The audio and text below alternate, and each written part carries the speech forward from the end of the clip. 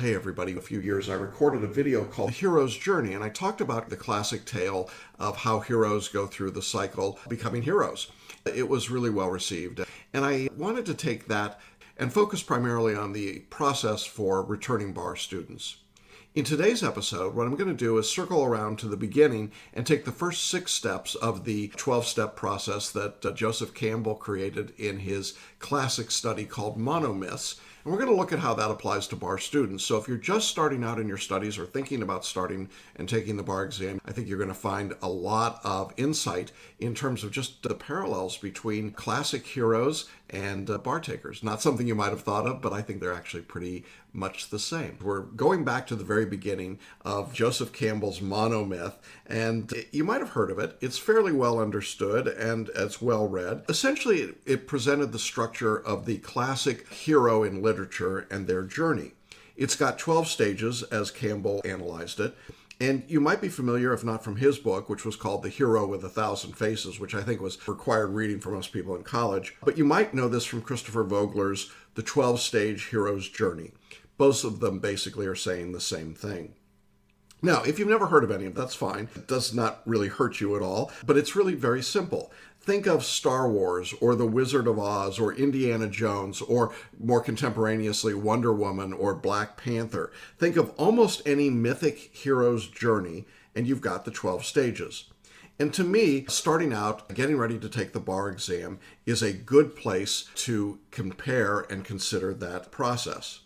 Now, I think it's important to think at these steps, particularly for people who are just beginning, because I think that if you think about this, you'll see that there is a structure, not only to the classic hero's journey, but to the journey that you're about to embark on. And I say that because right from the very beginning, the first step of the hero's journey is what's called the call to adventure. Does that sound familiar? This is when a hero gets a call to action. It's a requirement to save the peace of their community or a threat to their safety.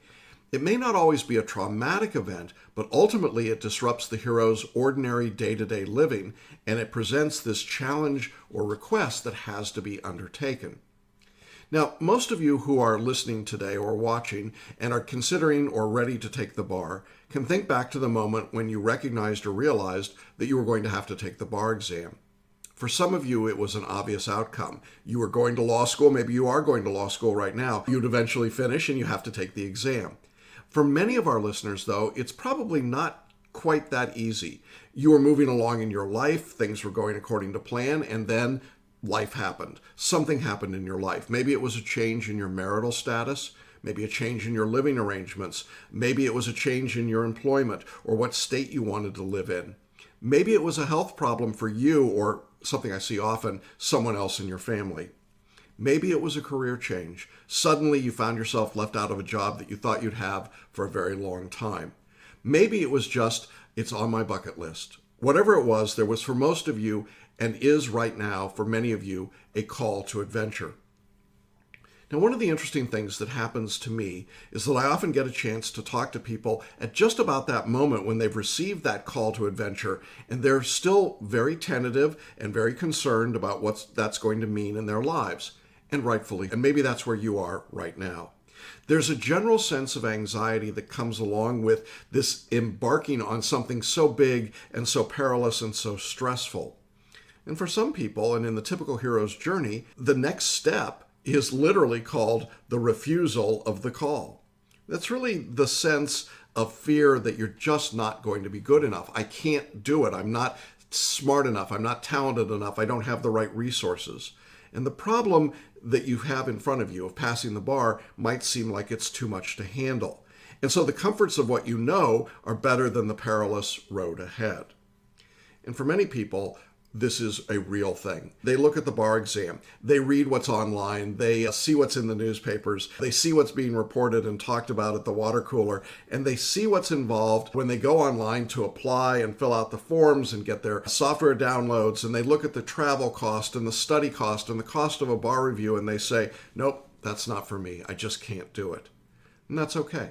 And if that's the conclusion that you've reached, then you probably aren't watching this, but I suspect this is a self-selecting audience, and you've gotten through all of that and said, yeah, I think I'm going to do that. I think I'm going to push through all those fears. Maybe it's my age or my background or the school I went to or what's happened to me in the past, but I now have this call to adventure. And while there is a momentary sense of refusal, or more likely for many people, a lingering sense of procrastination, it's something that you've now ready to deal with. And I want to talk about this idea of procrastination. When I say momentary, for some people, momentary means a decade or two. I routinely talk to people who say, I took the bar exam for the last time 20, 30, 40 years ago. Wow, that's a big weight to carry around for all those years. And so what that means is that refusing to go back and take that test that you failed or the test that you never took just becomes too great a weight. And at some point, people choose to take the call. And maybe that's what happened to you. You got to that point and you said, you know what, I've just got to do this. I've got to get past this block in my life. And because of that, you move to the next step in the process. You went past a straight up refusal and you went to the next step in the hero's journey, which interestingly enough to me is called meeting the mentor. Wonder what you mean by that, Jackson. Let me tell you, if you get past that point of refusal, that point of procrastination, if you're thinking, wow, this is tough, it looks really difficult to do, I've seen the pass rates, I've seen the statistics, how am I going to do this on my own? Some people choose to forge ahead on their own. That's not a very successful strategy, candidly. In order to be successful, I think most people need guidance, they need direction, and they need a mentor. But there's different levels of mentoring. For some people, just having a step-by-step process like our course is absolutely all they need. But even within our course, there are people who want more than the step-by-step process. They want the personal hands-on touch of a teacher, of a mentor, the person that gives you that extra boost that you think you might need. Now, in the hero's journey, this can be an object of great importance. It can be an inside look into your dilemma. It can be wise advice, practical training, self-confidence. I'm blessed and grateful at all the comments and notes and gifts that people give me as we go through this process. For over 30 years, I've led literally thousands of people through this journey. And I've been greatly rewarded and greatly blessed by their gifts back to me. Now, to be clear, I've never asked anyone for a gift. I've never asked them for a note. I've never asked them for anything. It's not expected. So it's always a nice surprise. But I can tell you that my home and the walls and the bookcases behind me are literally filled with artwork, cards, books, notes, letters that have come to me over the years from students who said, you mentored me, you helped me, you guided me, you taught me through this process. You provided me with insight. You helped direct me and teach me. You showed me how to write passing essays and performance tests. You showed me how to take the multiple choice exams. You taught me photo reading and mind mapping and so on. And then a few people said, you even kicked my butt a few times. But in all cases, what they said was, I think I'm wiser and better off for the process. Meeting your mentor can be a really important thing for many people because it lets you up what you're doing. It lets you go a little bit deeper. Now, if you're someone that struggled with accepting the call because the process looks so hard to you, because the hurdle of passing the bar is so great, I don't want you to skip this step of having a mentor. Because mentoring literally means someone by your side, someone who's been on the journey, who knows the path, who knows where the dangers and the pitfalls are, and can get you from point A to point B in the best way possible. The reality of what we try to do here at Celebration Bar Review is literally to provide you with all the tools you need to dispel your doubts, to quell your fears, to give you strength and courage, to begin and complete your quest to succeed on this particular test. In other words, we take the idea and the responsibility of mentoring very seriously. It's not just saying, here are some outlines and here's some books, knock yourself out. There are people that do that. That's not what we do. We've got all the outlines, all the lectures, all the books, all the step-by-step, for sure. But really, we want to go beyond that. It's literally what we do through this podcast, through our webinars, through our community of support in our Facebook group, which is a private group for our students. It's through our live weekly video interactions with students doing Q&As. It is through the emails that I send. It is through the live video chats and conferences we do with students who sign up for that level of service.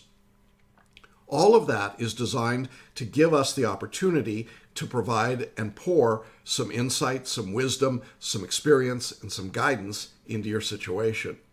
to give you the advice, the practical training, and the confidence that you need to be successful.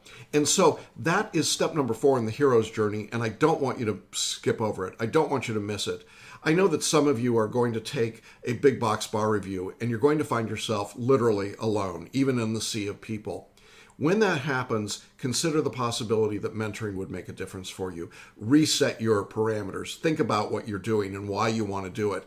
I will tell you, without a doubt, when people come and see the way that we approach the exam versus what they did in the big box bar review, it is stunning to them and shocking. And the results bear. Once you've met a mentor, hopefully the right mentor, and you've accepted the call to adventure, the next step in the traditional hero's journey is called crossing the threshold. I love that imagery.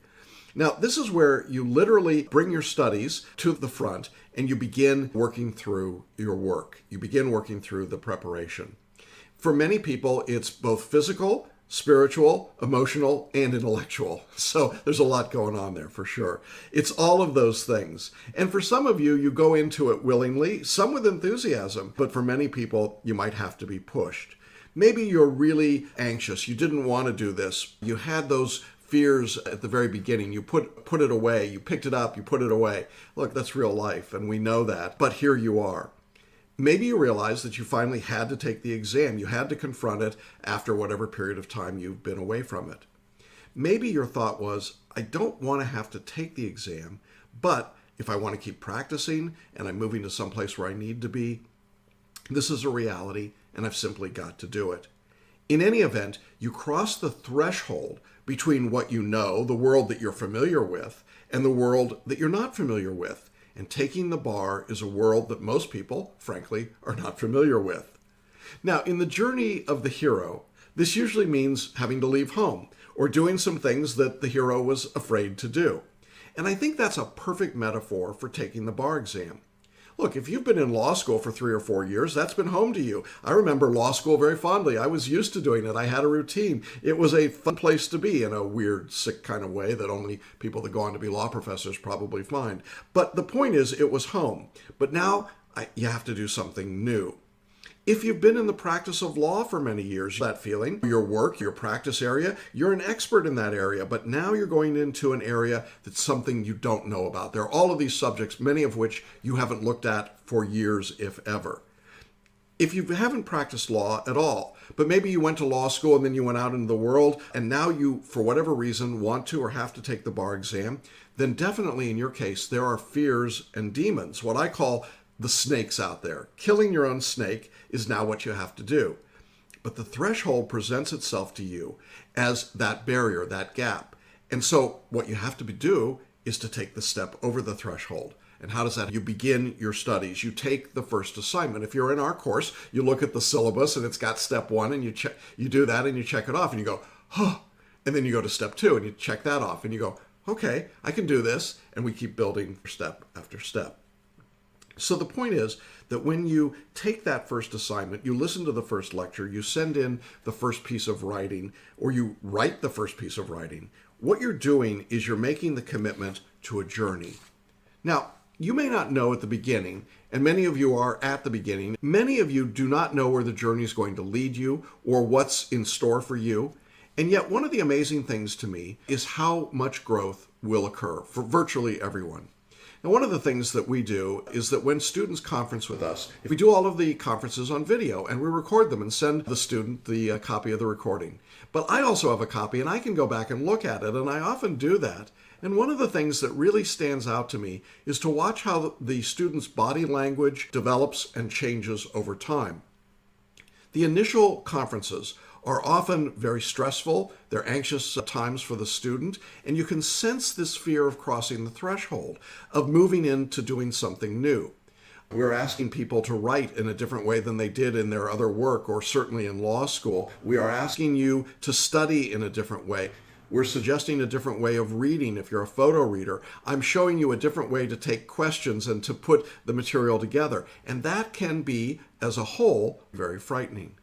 Yet the successful heroes, the real heroes in our journey, are the people who put those fears to the side and they take one step at a time to just cross the threshold. What we call just taking the next best step. And for many people, it's just moving one step at a time closer to their goal. But when you look at that development over time and you see the body language going from, oh, I'm so afraid and I'm fearful and I've got my arms crossed and I'm really, to open and excited and enthusiastic and I'm ready and I want to go take the exam. And then coming out of the exam and saying, you know what, I think I did it. I think I did the very best work I could do. And that's really a cool process to watch and to be part of. And for you, if you're just starting out, I can assure you it can happen. Now, going back to our hero's journey, once you've actually crossed the threshold, you've made the commitment, you've purchased a bar review, you've started your studies, you've done the first few assignments, you're going to be confronted with what's called tests, allies, and enemies.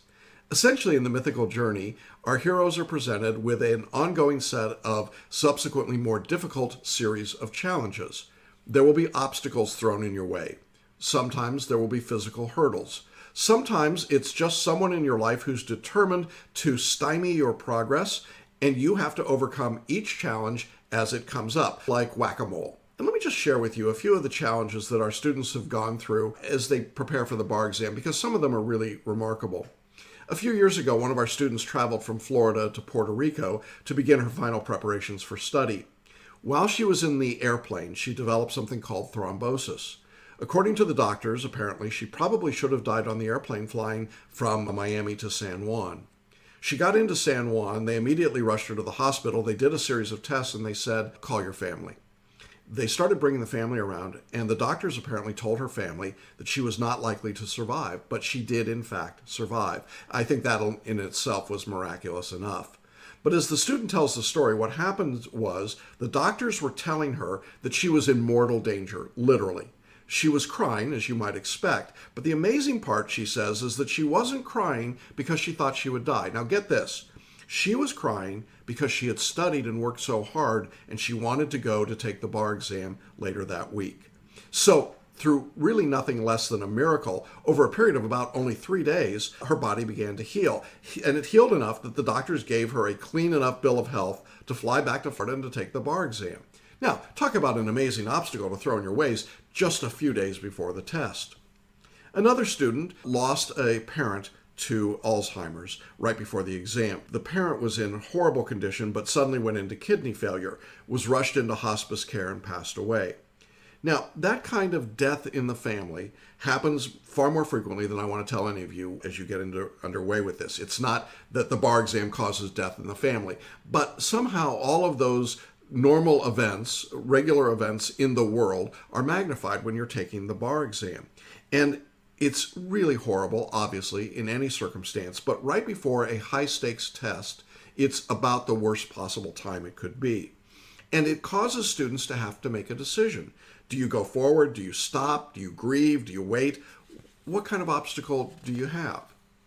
And I can tell you that for some of you who are watching and listening right now, you will be faced with just that kind of obstacle, sadly enough. Another example that occurs more frequently than I'd like to tell you is that a student who was working and trying to prepare for the exam got a message from their fiancé that they were breaking up the engagement. This was literally just a week before the test. And getting that kind of message, I think, would be really hard at any time and cruel to get. Thinking about the famous breakups on The Bachelor, but it's just almost unthinkable to go through that. And yet, the student that I was thinking about, and it happens, as I say, more frequently than you would believe, they had to decide whether they are going to stop and deal with the relationship or deal with the bar exam and then come back and deal with the relationship. In other words, challenges will happen. Things will occur. Sometimes it's physical hurdles like COVID. Sometimes it's other people in your life. Sometimes it's the loss of someone that's important in your life. Now, those aren't the only kinds of challenges that come up. For some people, they run out of energy. They're just tired. They're cranky. Their kids get sick. There's too much to do. There's something that happens at work. There's a crisis somewhere in the world. There's politics and craziness. There's all kinds of frustration. And what do you do? The point is that if you have the right basis and foundation, if you have followed the journey in the way that we've laid it out for you, you now have a foundational basis to make a decision about what to do next. Do you go on and take the exam or not? There is no right or wrong answer here. I simply want you to recognize that if you think, starting out today, that there will be no challenges in your way on the way to the bar exam, that happens to a lucky few, but it's only a few. Most people face some level of challenge, if not every day, at least frequently. And so when that happens, we at least view ourselves as an ally, to be a sounding board, to be a place where you can come and say, I'm not sure what to do, and to get trusted advice. And so it's important that you have friends and allies when the enemies arise. Now, I believe that the devil, the evil one, tries to put obstacles in our path. That's a personal theological belief of mine. You may not choose to have that belief. But even if you don't, I think you would recognize that there are clearly obstacles that can interrupt your ability to be focused and to do the work on the bar exam that you'll ultimately need to do. And you've got to be prepared for those hurdles and ordeals. They don't just happen the week before the exam. They will happen throughout your period of study. Perhaps you've already just gotten underway and you've already been hit with a hurdle or an obstacle. Get ready for it. It happens. You need to expect that they're going to occur. And every time your skills or your powers or your determination is tested, every obstacle that you encounter should help you gain a deeper insight into your own character. Who are you? What are you about? How important is this really? The people that pass the bar exam, I have learned, are the people who take full responsibility for their own outcomes. They recognize that bad things can happen, but they don't let them stop them. It should help you become stronger and to learn more about yourself. That's the ultimately successful person.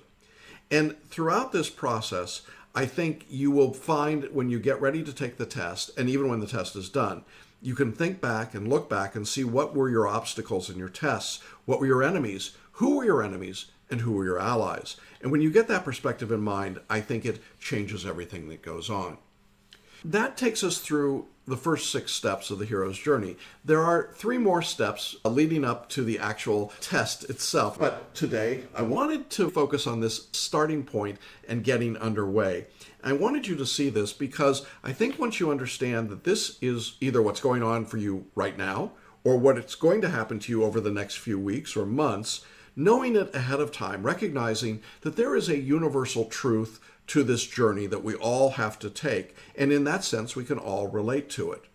Because we've probably all seen it and experienced it in different parts of our life, make it really powerful. And if you've never experienced it, well, at least you've seen it or read about it or gone to the movies.